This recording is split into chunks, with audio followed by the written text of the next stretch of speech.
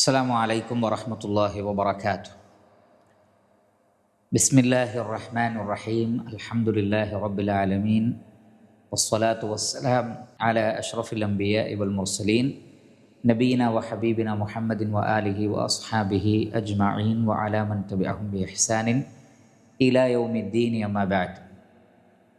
വളരെയേറെ ബഹുമാനമുള്ള വിദ്യാർത്ഥികളെ, സഹോദരങ്ങളെ, അൽഹംദുലില്ലാഹ്, മഹാനായ ഇമാം അഹ്മദ് ഇബ്നു ഹംബൽ റഹിമഹുള്ളയുടെ ഉസൂലുസ്സുന്ന എന്ന റിസാലയുടെ വിശദീകരണമാണ് നമ്മൾ നിർവഹിച്ചു കൊണ്ടിരിക്കുന്നത്. സുന്നത്തിൻ്റെ അടിസ്ഥാനങ്ങൾ, അല്ലെങ്കിൽ ഇസ്ലാമിലെ അഖീദയുടെ മൻഹജിൻ്റെ അടിസ്ഥാനമായി നിലകൊള്ളുന്ന കാര്യങ്ങളെക്കുറിച്ച് വിശദീകരിക്കുന്നിടത്ത് ഒന്നാമതായി അദ്ദേഹം പറഞ്ഞത്, നബി സല്ലല്ലാഹു അലൈഹി വസല്ലമയുടെ ചര്യയെ അഥവാ സ്വഹാബത്തിൻ്റെ മൻഹജിനെ മുറുകെ പിടിക്കണം, ബിദഅത്തുകളെല്ലാം ഒഴിവാക്കണം. കൂട്ടത്തിൽ അദ്ദേഹം പറഞ്ഞു, വ തർക്കുൽ ഖുസൂമാത്ത്, തർക്കവിതർക്കങ്ങൾ ഒഴിവാക്കുക, വൽ ജുലൂസി മഅ അസ്ഹാബിൽ അഹ്വാ, ഹവയുടെ ആളുകളുടെ കൂടെ ഇരിക്കുന്നത് ഒഴിവാക്കുക, വ തർക്കുൽ മിറാഇ വൽ ജിദാലി വൽ ഖുസൂമാത്തി ഫിദ്ദീൻ, ദീനിൽ മിറാഅുകൾ, തർക്കങ്ങൾ, വാദകോലാഹലങ്ങൾ ഇതൊക്കെ ഒഴിവാക്കുക. അപ്പോൾ ഇവിടെ അദ്ദേഹം പറഞ്ഞ പ്രത്യേകമായൊരു കാര്യം, ഉസൂലുസ്സുന്നയുടെ വളരെ പ്രധാനപ്പെട്ടൊരു മേഖലയാണ് തർക്കുൽ ജുലൂസി മഅ അസ്ഹാബിൽ അഹ്വാ. തർക്കുൽ ജുലൂസി, ഇരുത്തം ഒഴിവാക്കൽ. ആരുടെ കൂടെ? മഅ അസ്ഹാബിൽ അഹ്വ, ഹവയുടെ ആളുകളുടെ കൂടെ. അഹ്വ എന്ന് പറഞ്ഞാൽ ദേഹേച്ഛകൾ, അസ്ഹാബുൽ അഹ്വ എന്ന് പറഞ്ഞാൽ ദേഹേച്ഛയുടെ ആളുകൾ, അഥവാ സുന്നത്തിനെയും മറ്റും പരിഗണിക്കാതെ സ്വന്തം ഇഷ്ടപ്രകാരം വിശ്വാസവും കർമ്മങ്ങളും തിരഞ്ഞെടുക്കുകയും പ്രവർത്തിക്കുകയും ചെയ്യുന്ന ആളുകൾക്കാണ് അസ്ഹാബുൽ അഹ്വ എന്ന് പറയുന്നത്. അവരുടെ കൂടെ ഇരിക്കരുത് എന്നാണ് ഇസ്ലാം പഠിപ്പിക്കുന്ന വളരെ അടിസ്ഥാനപരമായ ഒരു തത്വമാണ് മുഅല്ലിഫ് റഹിമഹുല്ലാ ഇവിടെ പറഞ്ഞിട്ടുള്ളത്. അഥവാ ദീനിന് വിരുദ്ധമായ കാര്യങ്ങൾ സംസാരിക്കുന്ന, ചർച്ച ചെയ്യപ്പെടുന്ന സദസ്സുകളിൽ അതിനെ ഖണ്ഡിക്കുവാനും അവർക്ക് തിരുത്തിക്കൊടുക്കാനും വേണ്ടിയല്ലാതെ ഇരിക്കാൻ പാടില്ലാത്തതാണ്.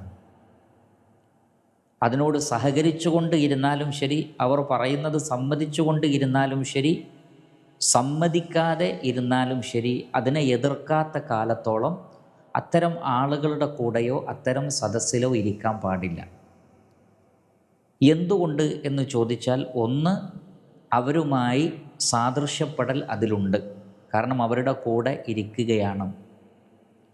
രണ്ടാമത്തത്, അവർ പറയുന്ന കാര്യങ്ങൾ കൂടെ ഇരിക്കുന്ന ആളുകളുടെ മനസ്സിൽ സ്വാധീനമുണ്ടാക്കും, അവരുടെ തെറ്റായ ചിന്താഗതികൾ ഇയാളിലേക്കും പകരും.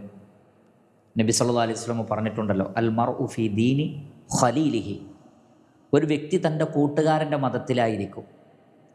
അതുകൊണ്ട് തന്നെ അത്തരം ആളുകളുടെ കൂടെ ഇരിക്കുമ്പോൾ, അവരുടെ സംസാരം കേൾക്കുമ്പോൾ ശുദ്ധമായ മനസ്സിൽ പോലും കളങ്കം ഉണ്ടാകാൻ സാധ്യതയുണ്ട്. അതുകൊണ്ട് ബിദ്അത്തിൻ്റെ ആളുകളുടെ കൂടെ, മതത്തെ കളിയാക്കുന്ന ആളുകളുടെ കൂടെ, കുഫറിൻ്റെ നിഫാഖിൻ്റെ ആളുകൾ ദീനുമായി ബന്ധപ്പെട്ട കാര്യങ്ങൾ ചർച്ച ചെയ്യുന്നിടത്ത് അവരുടെ കൂടെ ഇരിക്കാൻ പാടില്ല. എന്നാൽ അതല്ലാത്ത മറ്റു വിഷയങ്ങൾ, ഭൗതികമായ കാര്യങ്ങൾ ചർച്ച ചെയ്യുകയാണെങ്കിൽ അത്തരം സന്ദർഭത്തിൽ ഇരിക്കുന്നതിന് വിരോധവുമില്ല.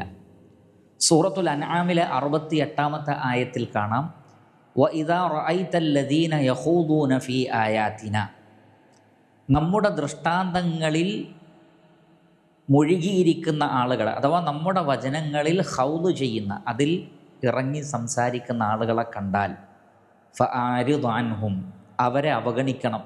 ഹത്താ യഖൂദു ഫീ ഹദീസിൻ ഗൈരിഹി, അവർ മറ്റു സംസാരത്തിലേക്ക് മാറുന്നതുവരെ. അപ്പോൾ ഇതേപോലെയുള്ള സാധ്യതകൾ മതവുമായി ബന്ധപ്പെട്ട വിഷയത്തിൽ, അള്ളാഹുവിൻ്റെ ആയാത്തുകളിൽ അഥവാ മതവുമായി ബന്ധപ്പെട്ട വിഷയത്തിൽ ഇറങ്ങി സംസാരിക്കുന്ന, അല്ലെങ്കിൽ അതിന് വിപരീതമായി സംസാരിക്കുന്നവരെ കണ്ടാൽ അവരെ അവഗണിക്കണമെന്നാണ്. എന്ന് പറഞ്ഞാൽ ഇൽമിൻ്റെ സദസ്സല്ല ഉദ്ദേശം. ഇൽമിനെതിരെ സംസാരിക്കുന്ന, സുന്നത്തിനെതിരെ സംസാരിക്കുന്ന സദസ്സുകൾ കണ്ടാൽ ഫഅരിദ് അൻഹും ഹത്താ യഖൂദു ഫീ ഹദീസിൻ ഗൈരിഹി, അവർ മറ്റു സംസാരങ്ങളിലേക്ക് പോകുന്നത് വരെ അവരുടെ കൂടെ ഇരിക്കരുത്. അങ്ങനെ ഇരിക്കാൻ പ്രേരിപ്പിക്കുന്നത് പിശാചാണ്. വഇമ്മാ യൂസിയന്നക ശൈത്താൻ, പിശാച് നിന്നെ മറപ്പിച്ച് കഴിഞ്ഞാൽ എന്ന് പറഞ്ഞാൽ അങ്ങനെ അവരുടെ കൂടെ ഇരിക്കരുത് എന്നത് മറന്നുകൊണ്ട് പല ആളുകളും അത്തരം ആളുകളുടെ കൂടെ ഇരിക്കും. അതുകൊണ്ട് തന്നെ പിശാച് നിന്നെ മറപ്പിച്ച് കഴിഞ്ഞാൽ അല്ലെങ്കിൽ മറപ്പിച്ച് കളഞ്ഞാൽ ഫലാ തഖഉദ് ബഅദ ദിക്റ, ഓർമ്മയായതിനു ശേഷം പിന്നെ ഇരിക്കരുത് മഅൽ ഖൗമിൽ ളാലിമീൻ, ളാലിമീങ്ങളുടെ കൂടെ. സൂറത്തുൽ അൻആം 68. അപ്പോൾ അങ്ങനെയുള്ള ബിദ്അത്തിൻ്റെയും ഖുറാഫാത്തിൻ്റെയും മതത്തെ പരിഹസിക്കുന്ന നിഷേധിക്കുന്ന ആളുകളുടെ സദസ്സിൽ അവർക്ക് കാര്യങ്ങൾ വിശദീകരിച്ചു കൊടുക്കാനല്ലാതെ നമ്മൾ ഇരിക്കരുത്. അങ്ങനെ ഇരിക്കാൻ പ്രേരിപ്പിക്കുന്നത് ശൈത്താനാണ്. അങ്ങനെ ഇരിക്കാൻ പാടില്ല എന്ന നമ്മുടെ അറിവ് പോലും പിശാച് മറപ്പിച്ച് കളയും. എന്നാൽ ഓർമ്മയായാൽ പിന്നെ ഒരിക്കലും അവരുടെ കൂടെ ഇരിക്കാൻ പാടില്ലാത്തതാണ്. സൂറത്തുൻ നിസായിലെ 140-ാമത്തെ ആയത്തിൽ കാണാം, വഖദ് നസ്സല അലൈക്കും ഫിൽ കിതാബി, അള്ളാഹു നിങ്ങൾക്ക് വേദഗ്രന്ഥത്തിൽ അവതരിപ്പിച്ചു തന്നിട്ടുണ്ട്, അൻ ഇദാ സമിഅ്തും ആയാത്തില്ലാഹി യുക്ഫറു ബിഹാ വയുസ്തഹ്സഉ ബിഹാ, അള്ളാഹുവിൻ്റെ ആയത്തുകൾ നിഷേധിക്കപ്പെടുകയോ കളിയാക്കപ്പെടുകയോ ചെയ്യുന്നത് നിങ്ങൾ കേട്ടാൽ ഫലാ തഖഉദു മഅഹും, അവരുടെ കൂടെ നിങ്ങൾ ഇരിക്കരുത്, ഹത്താ യഖൂദു ഫീ ഹദീസിൻ ഗൈരിഹി, അവർ മറ്റു സംസാരത്തിലേക്ക് പോകുന്നതുവരെ. ഇന്നക്കും ഇദം മിസ്ലുഹും, നിങ്ങൾ അങ്ങനെ ഇരുന്നാൽ നിങ്ങളും അവരെ പോലെ ആകും.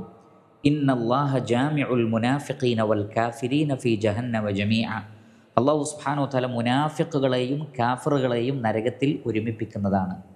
അപ്പോൾ ഇതിലൂടെ അല്ലാഹു സുബ്ഹാനഹു വ തആല മനസ്സിലാക്കി തരുന്നത്, അള്ളാഹുവിൻ്റെ ആയത്തുകൾ നിഷേധിക്കപ്പെടുന്ന കളിയാക്കപ്പെടുന്ന സദസ്സുകളിൽ ഇരിക്കരുത്. അങ്ങനെ ഇരുന്നാൽ അവരോട് തശബ്ബുഹ് സംഭവിക്കും, സാദൃശ്യപ്പെടുന്ന അവസ്ഥയുണ്ടാകും. ചിലപ്പോൾ ശാരീരികമായും മറ്റു ചിലപ്പോൾ മാനസികമായും. നിഫാഖിൻ്റെ അടയാളം കൂടിയാണത്. അതുകൊണ്ട് തന്നെ മുനാഫിക്കുകളാണ് അത്തരം ആളുകളുടെ കൂടെ ഇരുന്ന് ചിരിച്ചു കൊടുക്കുക. നിങ്ങളും അങ്ങനെ ഇരുന്നാൽ നിങ്ങളും അവരെ പോലെയായിത്തീരും. അതുകൊണ്ട് തന്നെ ഒരിക്കലും അത്തരം സദസ്സുകളിൽ ഇരിക്കാൻ പാടില്ല. അവരുടെ ശുബ്ഹാത്തുകൾ, അവർ ഉണ്ടാക്കുന്ന ആശയക്കുഴപ്പം മറ്റുള്ളവരുടെ മനസ്സിലും കയറും. അതുകൊണ്ട് സലഫുകൾ വളരെ വളരെ ഗൗരവത്തോടു കൂടി കണ്ടിരുന്ന വിഷയമാണ് ബിദ്അത്തിൻ്റെ ആളുകളുടെ കൂടെ ഇരിക്കരുത്. ഇസ്ലാമിനെ നിഷേധിക്കുന്ന ആളുകളുടെ സദസ്സിൽ ഇരിക്കരുത്, അവരുടെ സംസാരം കേൾക്കരുത്, അവരുടെ പ്രഭാഷണം കേൾക്കരുത്. ആധുനിക കാലഘട്ടത്തിലാണെങ്കിലും യൂട്യൂബിലാണെങ്കിലും മറ്റുമൊക്കെ ഖുർആനിനെ കളിയാക്കുന്ന പരിഹസിക്കുന്ന ആളുകൾ എത്രയെത്ര ആളുകളാണ് മതത്തിൽ നിന്ന് തെറ്റിപ്പോയത്. ആര് കാരണത്താൽ? ഈ ആളുകൾക്ക് ചെവി കൊടുത്തതുകൊണ്ട് ശുദ്ധപ്രകൃതിയിൽ മുസ്ലിം കുടുംബത്തിൽ ജനിച്ചു വളർന്ന ഒരുപാട് സ്ത്രീകളും പുരുഷന്മാരും ഇന്ന് ഖുർആനിനെ ചോദ്യം ചെയ്യുന്നു, ഹദീസുകളെ ചോദ്യം ചെയ്യുന്നു, നബിയെ ചോദ്യം ചെയ്യുന്നു, ഇസ്ലാമിനെ ചോദ്യം ചെയ്യുന്നു. ഇസ്ലാമിലെ പല നിയമങ്ങളെയും അവർ പരിഹസിക്കുന്നു. അവർ മുർത്തദ്ദുകളായി പോകുന്നു. എന്താ കാരണം? ഇതേപോലെയുള്ള ആളുകൾക്ക് ചെവി കൊടുത്തു, അവരുടെ സംസാരം കേൾക്കാനുള്ള സാഹചര്യങ്ങളുണ്ടായി. അത് വളരെ വലിയ അപകടമാണ്. ശുദ്ധപ്രകൃതിയിൽ നിന്ന് അവർ തെറ്റിപ്പോകുന്ന അവസ്ഥയുണ്ടാകും. അതുകൊണ്ട് തന്നെ ഒരിക്കലും ബിദ്അത്തിൻ്റെയോ ഇൽഹാദിൻ്റെയോ അഥവാ ദൈവനിഷേധത്തിൻ്റെയോ ആളുകളുടെ സംസാരങ്ങൾക്ക് ഒരിക്കലും നമ്മൾ പ്രചരണം കൊടുക്കാൻ പാടില്ല, പ്രചരിപ്പിക്കാൻ പാടില്ല. അത് മുസ്ലിം ഉമ്മത്തിനെ കേൾപ്പിക്കാൻ പാടില്ല. ആരെങ്കിലും കേട്ടാൽ അവരത് മറച്ചു വെക്കുക. രണ്ടാമത്തത്, ഇനി അവർ അങ്ങനെ പറഞ്ഞത് പബ്ലിക്കിൽ പ്രചരിപ്പിക്കപ്പെട്ട് കഴിഞ്ഞാൽ, നമ്മൾ മറച്ചു വെച്ചാലും സമൂഹത്തിനത് കിട്ടിക്കഴിഞ്ഞാൽ വളരെ ശക്തമായി അതിന് ഖണ്ഡനം പറയുക. പരമാവധി മറ്റുള്ളവരിലേക്ക് എത്തിക്കാതെ അത്തരം വാദങ്ങളെ അവരുടേതായ സദസ്സുകളിൽ തന്നെ കൈകാര്യം ചെയ്യാൻ ശ്രമിക്കുക. ഇതെല്ലാം നമ്മൾ ശ്രദ്ധിക്കേണ്ട കാര്യമാണ്.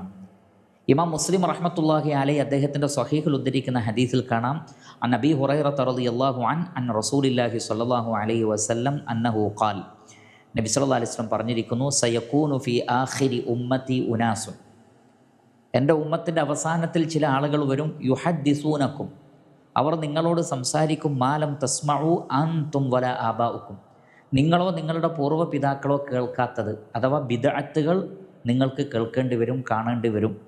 ഫഇയ്യാക്കും വ ഇയ്യാഹും, അപ്പോൾ നിങ്ങൾ നിങ്ങളെയും നിങ്ങൾ അവരെയും സൂക്ഷിക്കണം, ശ്രദ്ധിക്കണം എന്നാണ്.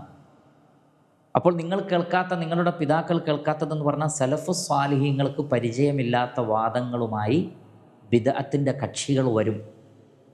നിങ്ങൾ നിങ്ങളെ സൂക്ഷിക്കണം, അവരെയും സൂക്ഷിക്കണം എന്ന് പറഞ്ഞാൽ നിങ്ങളും അതിലേക്ക് ചായ്ഞ്ഞു പോകരുത്, നിങ്ങളുടെ മനസ്സിലും അത്തരം ചിന്തകൾ വരരുത്.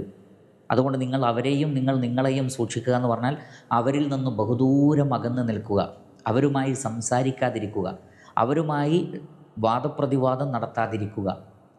ഇമാം ബുഖാരി റഹ്മത്തുള്ളാഹി അലൈഹി അദ്ദേഹത്തിൻ്റെ സ്വഹീഹിൽ ഉദ്ധരിക്കുന്നുണ്ട്, അബൂ മൂസ അൽ അശ്അരി റളിയല്ലാഹു തആല അൻഹു പറയുന്നു, ഖാല റസൂലുള്ളാഹി സ്വല്ലല്ലാഹു അലൈഹി വസല്ലം, അള്ളാഹുവിൻ്റെ റസൂൽ പറഞ്ഞിട്ടുണ്ട്, മസലുൽ ജലീസി സ്വാലിഹി വൽ ജലീസി സൗഇ കമസലി സ്വാഹിബിൽ മിസ്കി വക്കീരിൽ ഹദ്ദാദി ലാ യഅദമുക മിൻ സ്വാഹിബിൽ മിസ്കി ഇമ്മാ തശ്തരി ഔ തജിദു റീഹഹു വക്കീറുൽ ഹദ്ദാദി യുഹ്രിഖു ബദനക ഔ സൗബക ഔ തജിദു മിൻഹു റീഹൻ ഖബീസ. ഒരു നല്ല കൂട്ടുകാരൻ്റെ കൂടെയും മോശം കൂട്ടുകാരൻ്റെ കൂടെയും ഇരിക്കുന്ന ആളുകളുടെ ഉപമ ഒരു അത്തർ വിൽപ്പനക്കാരൻ്റെ കൂടെ ഇരിക്കുന്ന, അതേപോലെ തന്നെ ഒരു ഇരുമ്പ് വൃത്തിയാക്കുന്ന ആളുകളുടെ കൂടെ ഇരിക്കുന്നവനെ പോലെയാണ്. നിങ്ങൾ അത്തർ വിൽപ്പനക്കാരൻ്റെ കൂടെയാണെങ്കിൽ ഒന്നുകിൽ നിങ്ങൾക്ക് വില കൊടുത്ത് വാങ്ങാം അത്തർ, അല്ലെങ്കിൽ അയാൾ നിങ്ങൾക്ക് ആ അത്തറിൽ നിന്നല്പം ഹദിയായിട്ട് നിങ്ങളുടെ ശരീരത്തിൽ പുരട്ടിത്തരും. അല്ലെങ്കിൽ അത്തർ വിൽപ്പനക്കാരൻ്റെ അടുത്തിരുന്നാൽ നല്ല ഗന്ധമാണ് കിട്ടുക. എന്നതുപോലെ അഹ്ലുസുന്നത്തി വൽ ജമാഅത്തിൻ്റെ ആളുകളുടെ കൂടെ ഇരിക്കണം. ഒന്നുകിൽ അവരിൽ നിന്ന് നിങ്ങൾക്ക് ഇൽമു പഠിക്കാം, അല്ലെങ്കിൽ അവർ നിങ്ങൾക്ക് നിങ്ങൾ ചോദിക്കാതെ തന്നെ കാര്യങ്ങൾ അവർ പറഞ്ഞു തരും, അല്ലെങ്കിൽ നിങ്ങൾക്ക് അവരിൽ നിന്ന് ഖൈറാത്തുകൾ മാത്രമേ കാണാൻ പറ്റുള്ളൂ. എന്നാൽ ഒരു ഇരുമ്പ് നന്നാക്കുന്ന ആളുടെ കൂടെ ഇരുന്നാൽ നമുക്കറിയാം, ഇരുമ്പ് കാച്ചി ഊതി അതിനെ നന്നാക്കിയെടുക്കുമ്പോൾ അതിൽ നിന്ന് തീപ്പൊരികൾ പറക്കും. മാത്രമല്ല വല്ലാത്തൊരു ഗന്ധമാണ്, ദുർഗന്ധമാണ് ഉണ്ടാവുക. അപ്പോൾ ഒന്നെങ്കിൽ നിങ്ങൾക്ക് അവിടെ നിന്ന് ദുർഗന്ധമേ ഉണ്ടാവുള്ളൂ, നല്ല ഗന്ധം കിട്ടില്ല.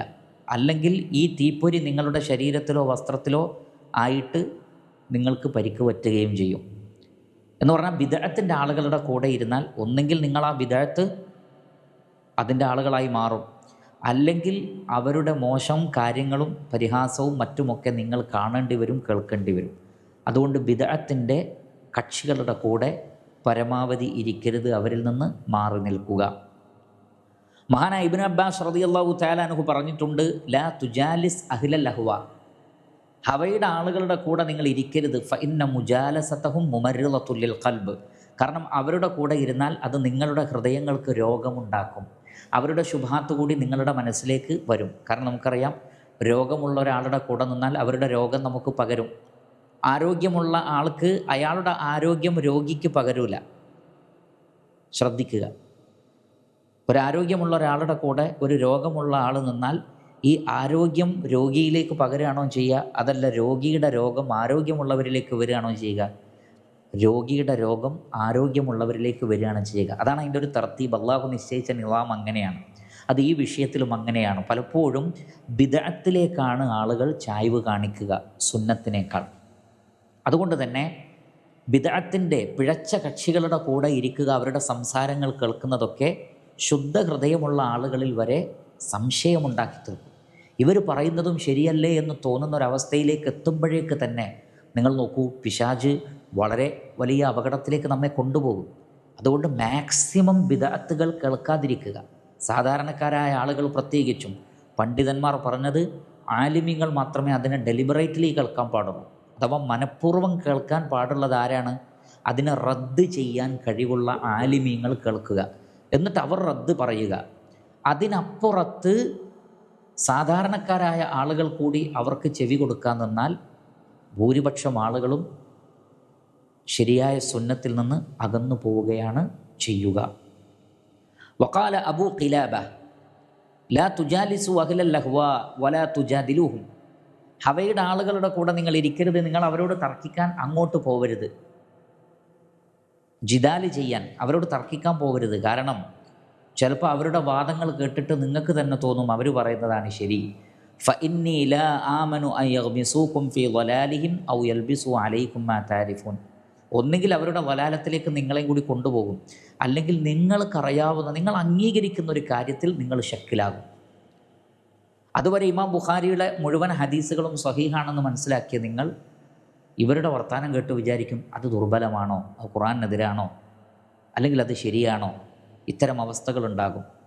മഹാനായ ഇബ്രാഹിം ഉന്നഖഈ റഹിമഹുല്ലാ അദ്ദേഹം പറഞ്ഞത് ലാ തുജാലിസു അസ്ഹാബൽ അഹ്വ, ലാ തുജാലിസു അസ്ഹാബൽ അഹ്വ വലാ തുകല്ലിമൂഹും. നിങ്ങൾ അവരുടെ കൂടെ ഇരിക്കരുത്, അവരോട് സംസാരിക്കരുത്. ഫഇന്നി അഖാഫു അൻ തർതദ്ദ ഖുലൂബുക്കും, നിങ്ങളുടെ ഹൃദയങ്ങൾ സംശയമുണ്ടാകുമെന്ന് ഞാൻ ഭയപ്പെടുന്നു. അതേപോലെ തന്നെ അസ്മാ ഇബ്നു ഉബൈദ് ഖാലത്ത് ദഖല റജുലാൻ മിൻ അസ്ഹാബിൽ അഹ്വ അലാ ഇബ്നി സീരീൻ ഫഖാല, ഇബ്നു സീരീൻ്റെ അടുക്കലേക്ക് രണ്ടാളുകൾ പ്രവേശിച്ചു.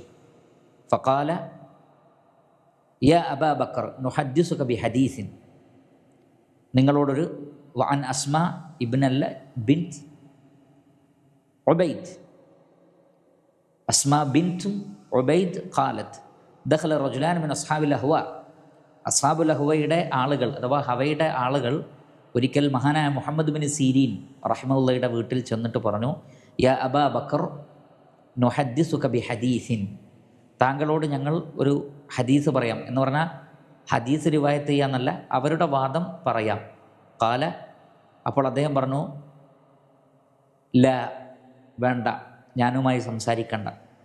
അപ്പോൾ അവർ പറഞ്ഞു ഫനഖറു അലൈക ആയത്തൻ മിൻ കിതാബില്ല, അല്ലെങ്കിൽ ഖുർആനിലെ ഒരു ആയത്ത് ഓതിയിട്ട് ഞങ്ങളുടെ വാദം സമർത്ഥിക്കാം, അല്ലെങ്കിൽ ഒരു ഹദീസ് പറഞ്ഞിട്ട് ഞങ്ങളുടേതായ വ്യാഖ്യാനം തരാം. ഖാല ലാ ലതഖൂമാനി അന്നി ഔ ലഅഖൂമൻ, ഒന്നുകിൽ നിങ്ങൾ എഴുന്നേറ്റ് പോവുക അല്ലെങ്കിൽ ഞാൻ എഴുന്നേറ്റ് പോകും.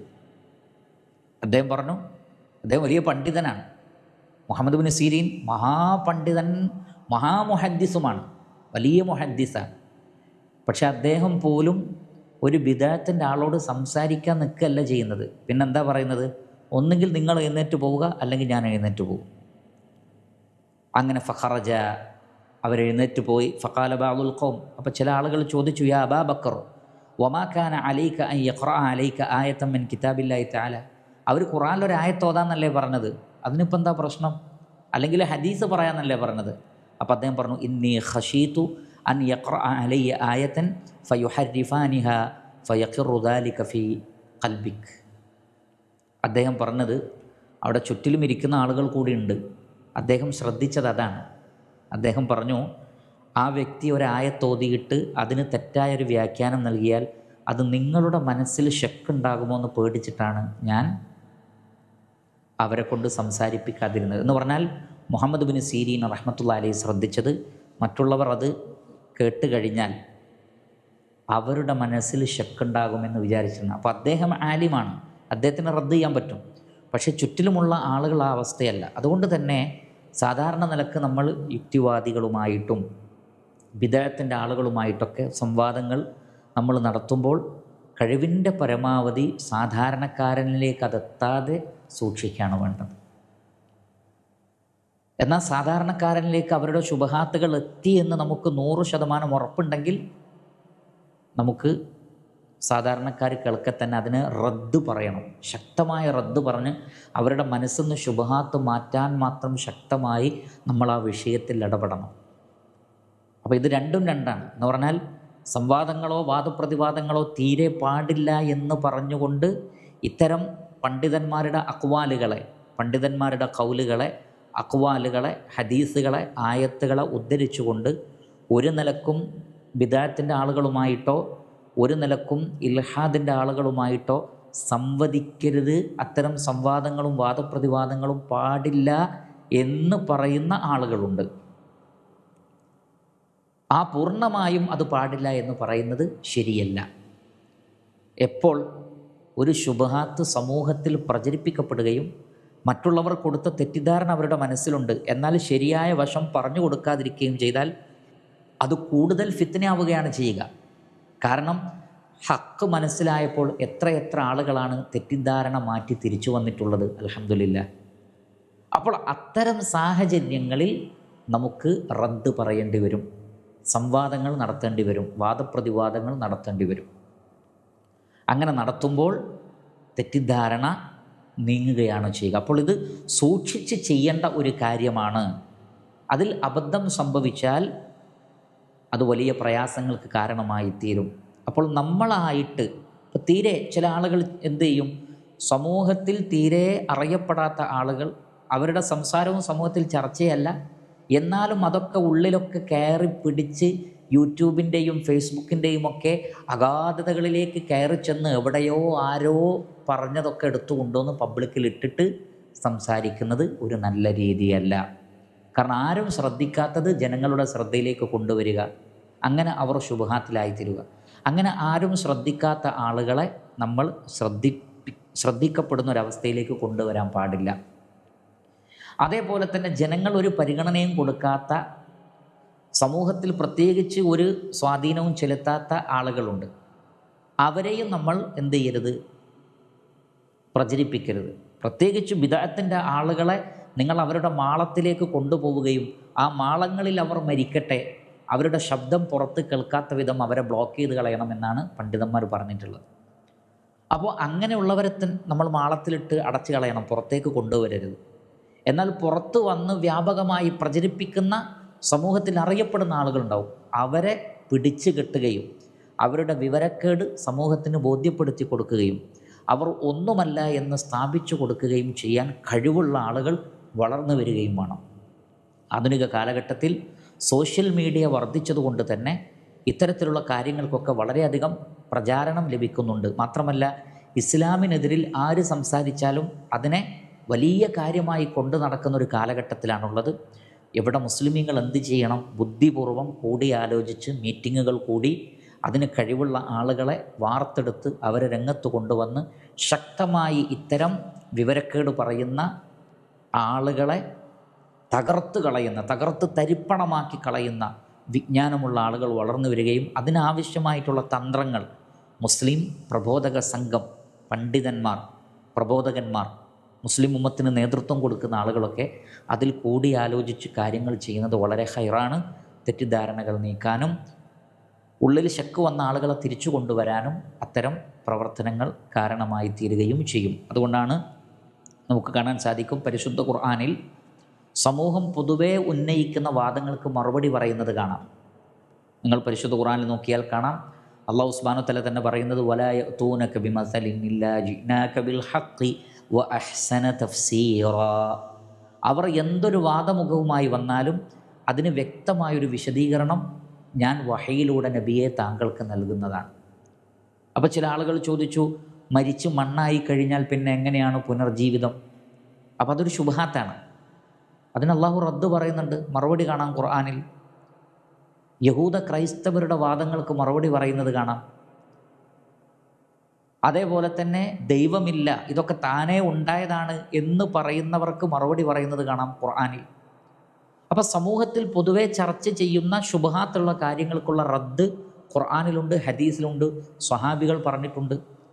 സ്വഹാബികൾ സംവദിച്ചിട്ടുണ്ട് ഖവാരിജുകളുമായിട്ട്, ഖദരിയാക്കളുമായി സംവദിച്ചിട്ടുണ്ട്. അതിനുശേഷം വന്ന അഇമ്മത്തുകൾ ബിദഅത്തിൻ്റെ കക്ഷികളുമായി നിർണായക ഘട്ടങ്ങളിൽ മുനാളറകൾ നടന്നിട്ടുണ്ട്, സംവാദങ്ങൾ, വാദപ്രതിവാദങ്ങൾ നടന്നിട്ടുണ്ട്. അപ്പോൾ അനിവാര്യ ഘട്ടങ്ങളിൽ അതാവാം. സമൂഹത്തിൽ പൊതുവെ പ്രചരിപ്പിക്കപ്പെടുന്ന ശുബ്ഹാത്തുകൾക്ക് റദ്ദ് പറയാം, വിരോധമില്ല. എന്നാൽ നേരത്തെ സൂചിപ്പിച്ചതുപോലെയുള്ള കാര്യങ്ങളൊക്കെ ശ്രദ്ധിച്ചുകൊണ്ടായിരിക്കണമെന്ന് മാത്രം. ഇൻഷാ അല്ലാഹ് അടുത്ത ഭാഗം നമുക്ക് അടുത്ത ദർസിൽ വിശദീകരിക്കാം. ചുരുക്കത്തിൽ ഹവയുടെ, ബിദ്അത്തിൻ്റെ, നിരീശ്വരവാദത്തിൻ്റെ, ഇസ്ലാമിനെയും ഇസ്ലാമിൻ്റെ ചിഹ്നങ്ങളെയും കളിയാക്കുന്ന, പരിഹസിക്കുന്ന ആളുകളുടെ കൂടെ നമ്മളൊരിക്കലും ഇരുന്നു കൊടുക്കരുത്. പലരും അത്തരം ആളുകളുടെ കൂടെ ഇരിക്കും, അവർക്ക് റദ്ദ് പറയൂല. മറുപടി പറയാൻ പറ്റൂലെങ്കിൽ അവിടെ ഇരിക്കരുത്, അവരുടെ കൂടെ ഇരുന്നു കൊടുക്കരുത്. അത് വലിയ, കാരണം ലഅനത്തിൻ്റെ സദസ്സാണത്. ആ ശാപം നമ്മളിലേക്കും വരും. അള്ളാഹുവിൻ്റെ ആ ലഅനത്ത് അവിടെ ഇരിക്കുന്ന ആളുകൾക്കും അത് ബാധിക്കും. അതുകൊണ്ട് അത്തരം സദസ്സുകളിൽ അതിനെ റദ്ദ് ചെയ്യാനല്ലാതെ ഇരിക്കരുത്. പലരും അവർ പറയുന്ന കൂടെ ഇരിക്കുക, അവർ പറയുന്നത് കേട്ട് ചിരിച്ചു കൊടുക്കുക.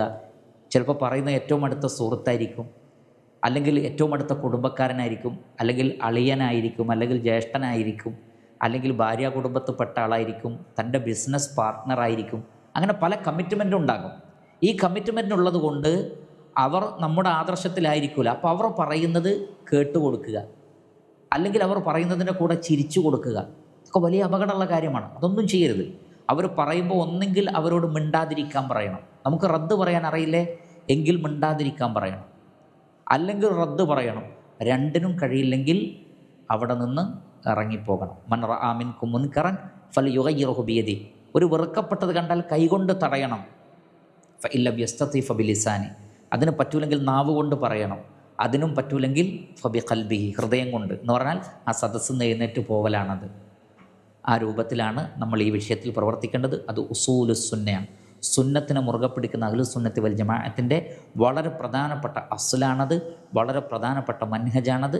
മറന്നു പോകാൻ പാടില്ല. അള്ളാഹു അനുഗ്രഹിക്കുമാറാകട്ടെ.